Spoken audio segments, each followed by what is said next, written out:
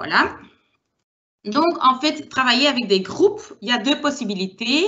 Il y a les adhésions et il y a la division des groupes. Souvent, on reçoit la question, mais c'est quoi la différence? Pourquoi est-ce que je donne une adhésion à mes membres et pourquoi est-ce que je les divise aussi encore dans un groupe? Est-ce que ce n'est pas un peu la même chose du double travail? Ben, notre réponse, en fait, c'est non, pas du tout.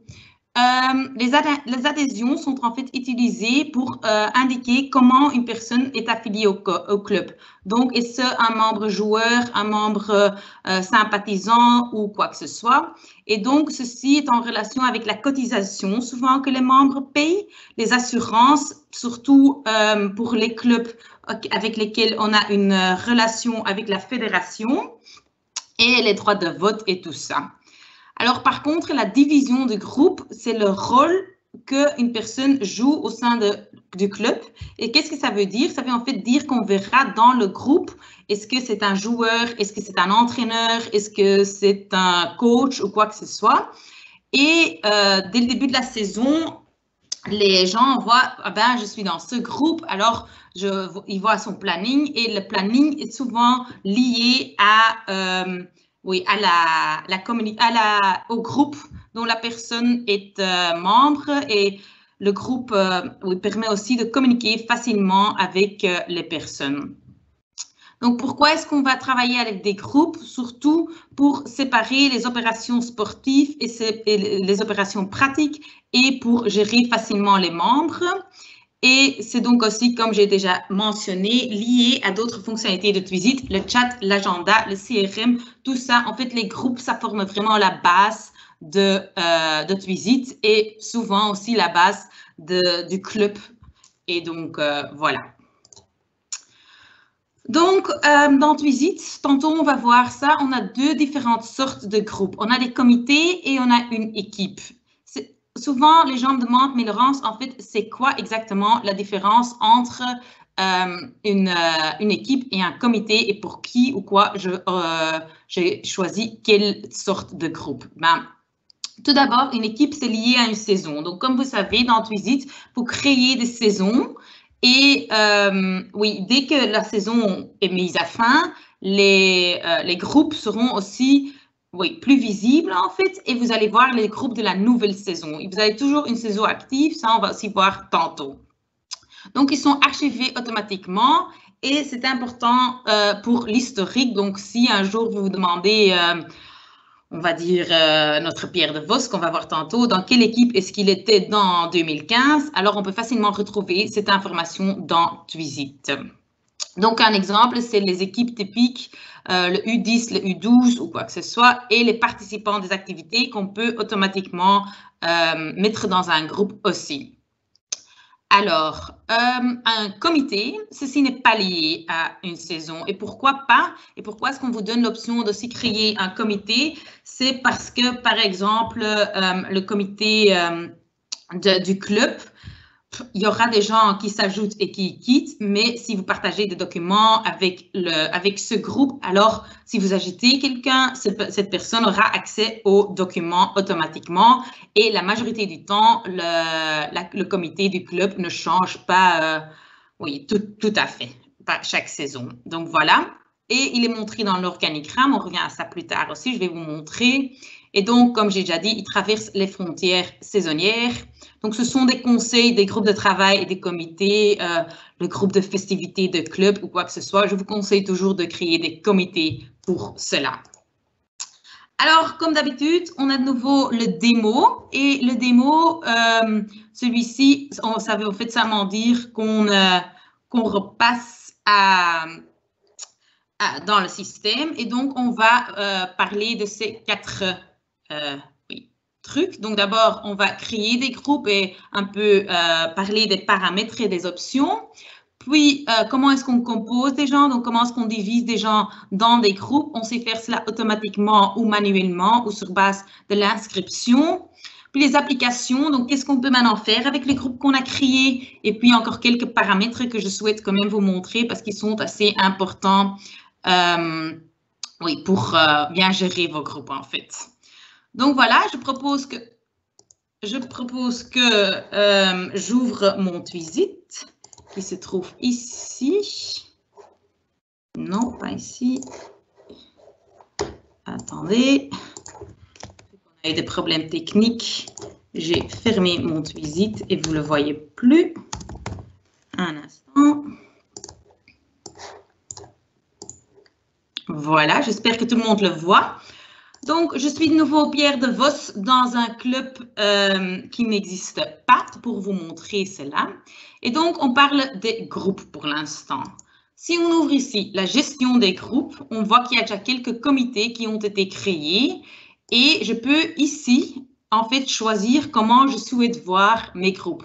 Maintenant, j'en ai pas tellement, donc c'est pas tellement intéressant de changer de vue, mais je vais quand même vous montrer. Si vous avez plus de groupes, vous allez voir que c'est très intéressant pour certains cas, de voir par exemple la liste, ce qui est plus clair. Puis la vue structurée, c'est pour voir quel comité, parce que maintenant il y a uniquement des comités dans cette organisation, est lié à quel comité. Voilà. Mais on choisit maintenant pour la vue mosaïque. Si on souhaite rechercher un groupe, de nouveau, maintenant, pas vraiment nécessaire, mais oui, on peut donc rechercher à l'aide de la loupe ici et on peut donc filtrer les saisons. Voilà, j'ai même déjà une saison 21-22 et on peut rechercher, voilà, ici, si je prends la saison précédente, je vois qu'il y a plusieurs groupes. Et donc, je vois aussi les mêmes comités parce que, comme je l'ai déjà dit, les comités ne sont pas liés à une saison. Mais donc, pour l'instant, je suis dans la saison 20-21 et je souhaite commencer à diviser mes groupes. Donc, comment est-ce que je fais cela? Je clique ici sur le plus en bas de la page et je choisis pour ajouter un groupe. Si maintenant, je veux importer des équipes, ça c'est si je veux importer plusieurs équipes à la fois. Donc, aujourd'hui, je crée une équipe manuellement. Donc, voilà, tout d'abord, je fais un choix entre le type de groupe que je souhaite ajouter. Et j'ai donc, comme j'ai déjà dit, le choix entre une équipe et un comité. Maintenant, on va commencer avec une équipe et je vais l'appeler les Under 10. Après, j'entre une abréviation pour cette équipe et je vais choisir maintenant pour U10 parce que c'est clair, mais souvent on me demande pourquoi est-ce qu'on a besoin de cette abréviation. La raison est en fait assez simple, c'est parce que dans Twisit, on n'a parfois pas tout à fait la place pour montrer tout le nom de l'équipe et alors on montre dans cet écran l'abréviation. Donc, c'est bien important que c'est clair de quelle équipe il s'agit. Donc, je vais peut-être faire Under 10 Girls pour être tout à fait clair et mettre ici un G et un 1. Voilà. Je peux ajouter une description. Maintenant, Under 10 Girls, je pense que c'est assez clair, mais vous pouvez donc ajouter une description. J'ajoute une catégorie et on reviendra aux catégories plus tard, mais je peux déjà vous dire qu'on peut les paramétriser dans les paramètres. Et donc, je choisis alors une saison dans laquelle je souhaite ajouter ce groupe. Donc, en fait, ces paramètres, c'est assez clair ce que c'est. Si maintenant, je change vers un comité, j'ai donc une catégorie, mais maintenant, j'en ai qu'une pour les comités et je peux les lier à d'autres comités. Et ceci, c'est important pour en fait voir l'organigramme. Donc là, tantôt, on a vu qu'il y avait un groupe qui avait une ligne vers le bas. Ça, c'est vraiment un comité qui a été lié à un autre comité. Donc, disons que vous faites un comité fête, ben, alors vous pouvez avoir un comité qui est lié à le comité fête pour un comité bal, un comité barbecue, un comité je ne sais pas quoi. Et donc, voilà, ça c'est une option aussi. Mais donc, on était en train de faire une équipe. C'est une équipe de jeunes, donc ça on a dit. Et ici, on a encore quelques paramètres qu'on peut ajouter. Donc, on peut, ici, l'heure de réunion d'entraînement. Donc, en fait, si vous ajoutez, et je vais vous montrer comment, un entraînement pour cette équipe, donc le 10 Girls. Alors, si je mets ici, disons 15 minutes, alors l'heure de réunion va être 15 minutes avant le commencement de cet entraînement à chaque fois. Donc, si l'entraînement commence le vendredi soir à 10 h, dans l'agenda des filles, il y aura à 8 h, j'espère, parce que 10 h pour des U10, c'est un peu tard. Donc, alors, dans l'agenda, il y aura 7h45 qui doivent se réunir. On peut aussi faire cela pour les matchs. Là, je prendrai peut-être un peu plus de temps. Donc, je vais faire 45 minutes avant le commencement des matchs. J'active le groupe, j'active la page de groupe et je peux encore activer l'autopopulation ici aussi. Déjà, je suis sûre que je vais faire ça, mais je reviendrai vers ça plus tard. Donc, je clique sur enregistrer et voilà, mon groupe a été créé. Pour l'instant, il n'y a personne qui a été ajouté à ce groupe, mais je peux donc facilement rechercher ici mon propre nom, par exemple, voilà, Descrivre Laurence. Et je peux, par exemple, dire ici, je vais l'ajouter en tant que joueur dans cette équipe. Je le traîne vers là et voilà qu'est-ce qu'on voit. Descrivre Laurence a été ajouté en tant que joueur. Alors là, on peut encore faire des ajustements si on souhaite. On peut ajouter une description aussi. Si on veut changer, c'est peut-être capitaine, voilà. Alors maintenant, je suis capitaine. Maintenant, je sais que vous n'avez pas une liste avec tous les noms de qui est-ce que vous souhaitez ajouter dans ce groupe. Donc, qu'est-ce que vous pouvez faire? Vous pouvez cliquer ici sur Recherche avancée aussi. Et on peut, par exemple, chercher tout le monde qui était dans Twisit A, Team A. Et je vois, voilà, de vos Charlotte. Je l'ajoute aussi. Voilà. Et comme ça, j'arrive. Donc, maintenant, ici, tout est encore sur coach. Ça, je ne voulais pas. Donc, je change cela en tant que joueur et joueur aussi.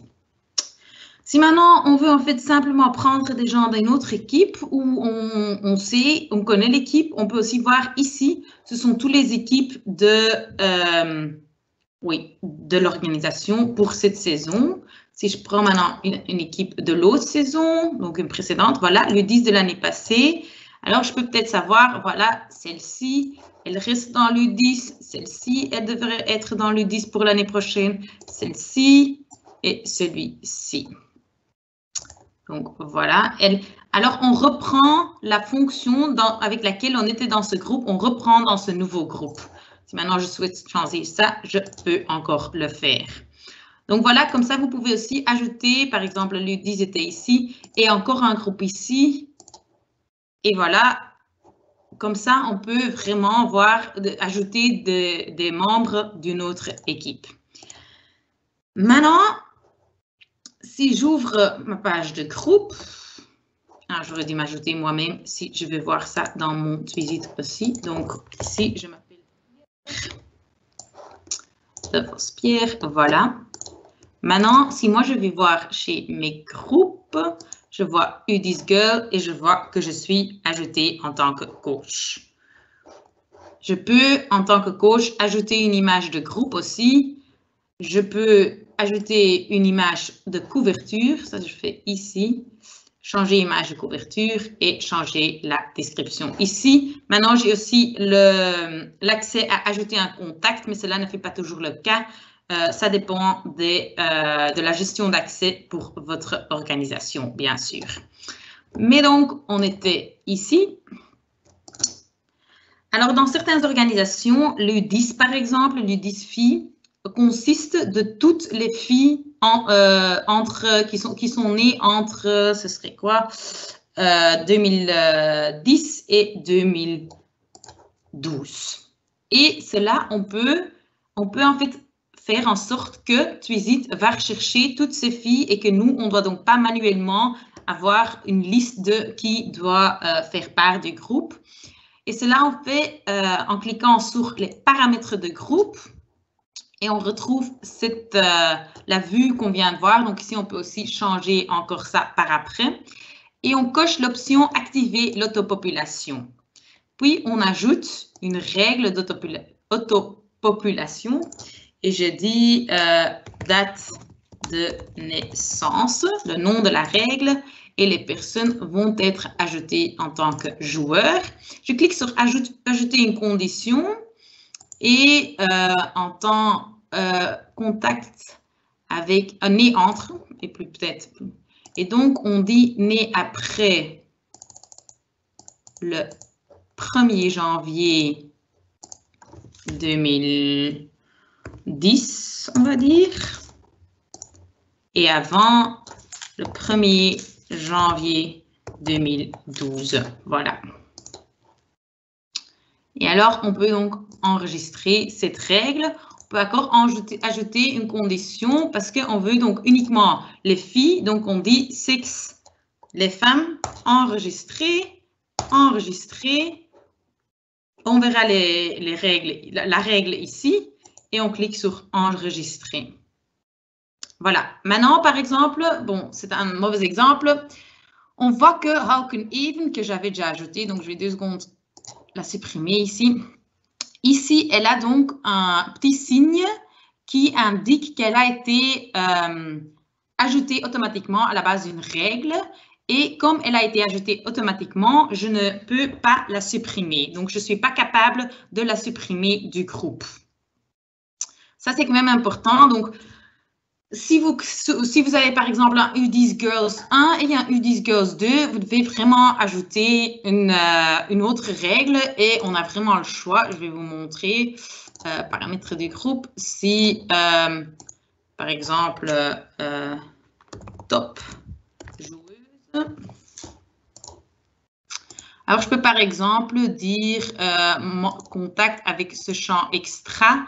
Je cherche le champ extra que je souhaite ajouter et je sélectionne cela et ça c'est la règle pour laquelle on tient à l'ajouter.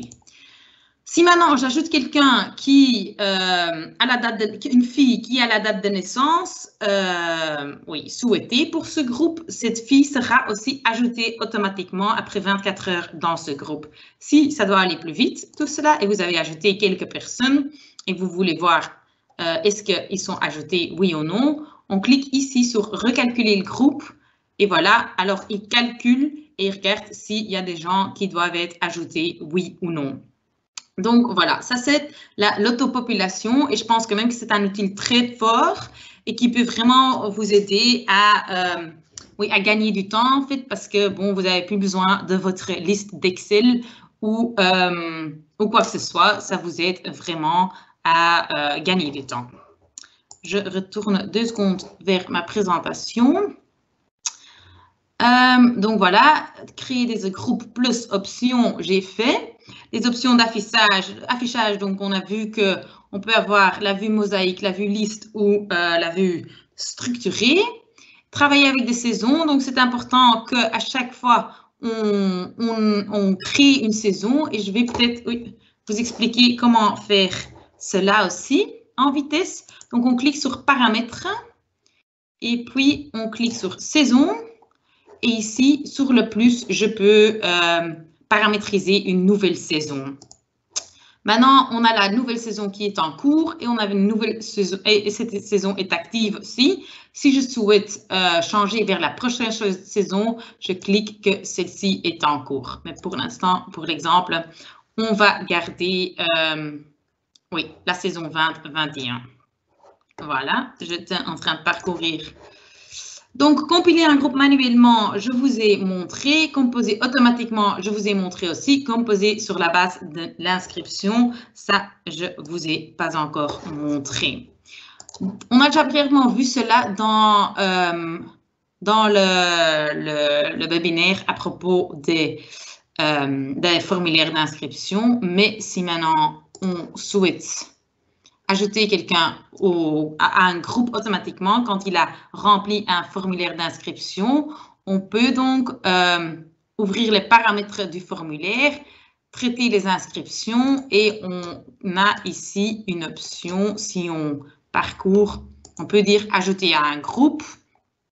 On peut dire un groupe prédéfini, donc ça c'est par exemple vraiment utile quand on souhaite créer un groupe pour un camp par exemple. On crée le groupe comme on vient de voir et on dit que tout le monde qui remplit ce formulaire peut être ajouté au groupe camp de Pâques, quoi que ce soit. Alors, vous pouvez aussi utiliser le groupe défini dans l'inscription, mais ça, c'est uniquement valable si vous avez ajouté un champ du type groupe et que les personnes peuvent vraiment choisir un groupe. Donc, ici, on peut encore définir la fonction avec laquelle la personne doit être ajoutée au groupe. Et donc, ici aussi, je vous dis que surtout pour des stages ou des camps ou quoi que ce soit, ça peut être vraiment très facile de créer des groupes pareils et comme ça, la personne qui organise le camp ou quoi que ce soit peut déjà commencer à communiquer avec les personnes concernées avant que le camp a commencé en disant emmenez vos bottes ou quoi que ce soit.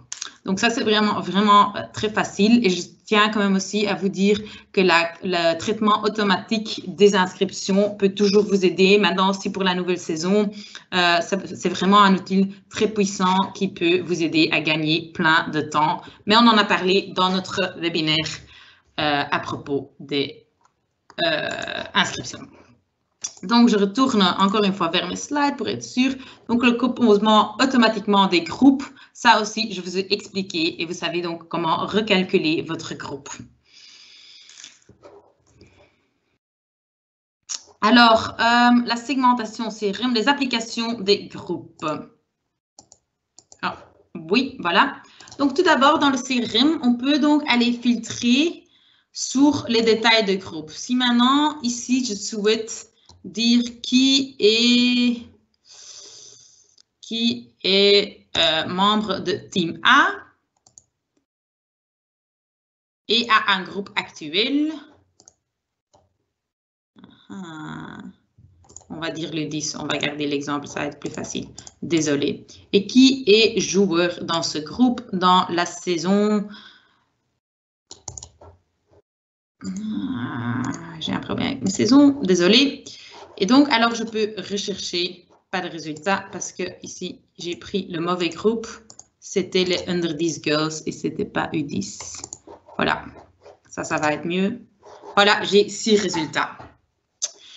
Donc, dans le CRM, si maintenant, je veux faire plein de choses, je peux leur envoyer des messages, ajouter un autre groupe ou les inviter si je viens de créer ce groupe et ils font par exemple un camp ensemble ou quoi que ce soit, je peux leur envoyer une invitation pour utiliser TweetVisit.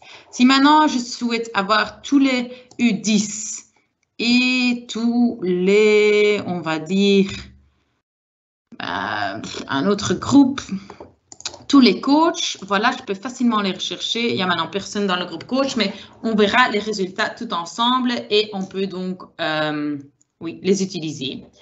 Alors après, on peut aussi utiliser le chat et on peut facilement communiquer avec ce groupe. On choisit le U10, on sélectionne qui. Si on ne veut pas envoyer à Peter, on dit pas Peter. Voilà, et on dit le titre de la conversation, c'est par exemple U10. Ici, liste de diffusion, ça veut dire que moi, j'envoie les messages et moi, je reçois les réponses. Si je coche pas cette option, cela veut dire que ce sera un groupe et que tout le monde voit les réponses oui, de tout le monde. Je clique à côté du bouton, pardon. Et voilà, je vois la conversation avec mon U10. Et je peux envoyer des messages. Mais je pense que la majorité d'entre vous a déjà trouvé cette fonctionnalité. Alors, pour les groupes, ça peut aussi être très utile pour la gestion d'accès. Donc, on peut donner des accès sur base des membres de groupe. Et ça, c'est quand même très puissant, surtout si on a des comités. On peut, par exemple, donner le comité de fête un accès aux inscriptions et achats ou les formulaires d'inscription. C'est ça que je cherche. Et comme ça, eux, ils ont donc accès au module que eux ont besoin pour faire leur travail dans l'organisation. Alors, la planification de l'agenda, je reviens vers ça plus tard parce qu'on va encore parler de tout ça aussi. Alors, on a encore quelques paramètres qui sont importants pour pouvoir paramétriser des groupes parfaitement. Et donc, on va commencer avec la gestion de fonctions de contact et je vais commencer à vous montrer comment faire. Donc, ici, dans paramètres, on a la section que je ne trouve maintenant 2 secondes pas. Donc, tout d'abord, on a les catégories de groupes. Et donc, ça, c'est ce que je montrais là tantôt. C'est les catégories de groupes. On a ici, on peut en ajouter. Et puis après, on attache nos groupes à notre catégorie. Par après, on a les fonctions de contact. Donc, on a des fonctions de groupe. Donc, on a déjà créé des groupes et on peut, par exemple, dire « Je souhaite ajouter une fonction de groupe. Je souhaite ajouter cette fonction pour une équipe. » Et puis, je donne un nom et je souhaite, par exemple, ajouter un capitaine. Comme ça, je peux ajouter par après quelqu'un avec la fonction capitaine dans ce groupe. Il y a encore quelques trucs que je souhaite ajouter, ce que vous pouvez bien et pas faire avec les fonctions de contact d'abord. Donc, tout d'abord, on vous conseille vraiment de limiter le nombre de contacts, le nombre de fonctions, pardon. Donc, on vous conseille vraiment de ne pas en ajouter trop et une bonne fonction de contact à au moins 5 personnes qui ont ce rôle en ayant l'organisation. Donc, choisissez vraiment des fonctions générales remplies par plusieurs personnes, comme je l'ai déjà dit. Et utilisez aussi la description pour ces fonctions uniques. Et oui, dès que vous créez un nouveau rôle, vérifiez aussi surtout le contrôle d'accès.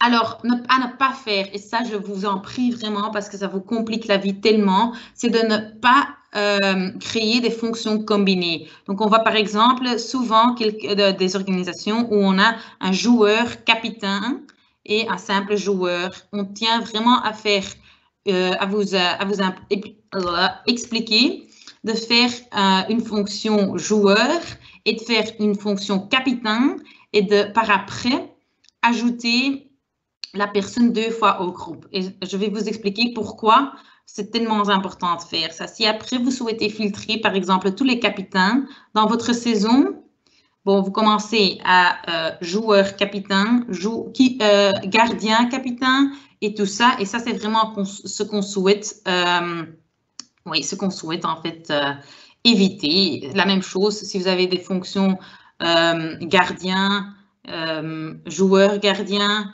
on vous tient vraiment à vous expliquer de uniquement oui, de pas faire des combinaisons de rôles en fait et de surtout ajouter la même personne avec les 2 fonctions dans le même groupe. Ceci facilitera aussi votre gestion d'accès de votre organisation. Donc, c'est important. Et on tient aussi ce qui est marqué ici à vous dire de créer des fonctions uniques pour les groupes de travail et de ne pas essayer à utiliser les mêmes fonctions. Alors, je viens de vous montrer aussi comment ajouter des catégories de groupes. Donc, oui, en fait, il y a les mêmes règles. Limiter le nombre de catégories parce que ça va faciliter de nouveau votre vie et ça va être moins complexe et ça va être plus facile à gérer. Choisissez des catégories générales. Ne faites pas des catégories pour n'importe quoi. Faites plutôt une catégorie qui n'a qu'un seul groupe ou un seul comité dedans. Ça ne sert pas à grand-chose. Alors, utilisez une distinction claire des couleurs. Donc, quand vous paramétrisez cette catégorie, vous pouvez aussi choisir une couleur.